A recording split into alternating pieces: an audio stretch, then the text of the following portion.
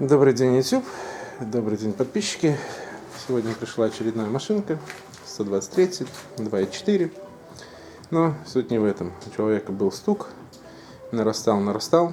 Договорились с ним, чтобы приехал полечить, и не доехал он с километр. Значит, поднял голову. Как видите, у нас такая интересная. Опа! Раз, два, три, а четвертого нет. Короче, оборвало по пальцу поршень. Вот. Низ поршня упали в поддон. А сам поршень, вот он лежит. Сам поршень, кольцо маслосъемное развалилось, упало. Повернуло его, подбило, треснул.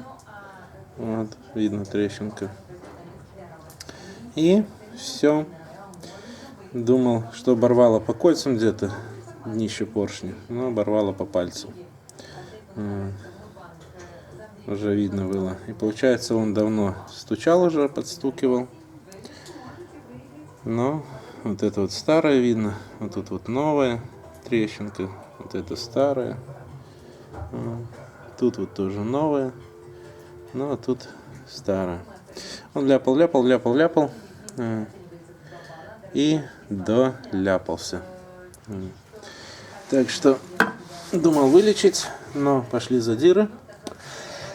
Ой. Пошли задиры. Сейчас посвечу, покажу. Не сильные. Как бы собрать, чтобы он работал, можно.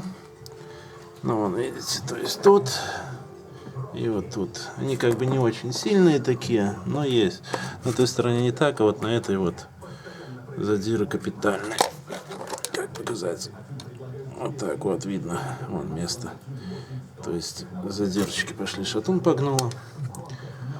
Так что так вот, если хороший стук, как говорится, он вылазит наружу.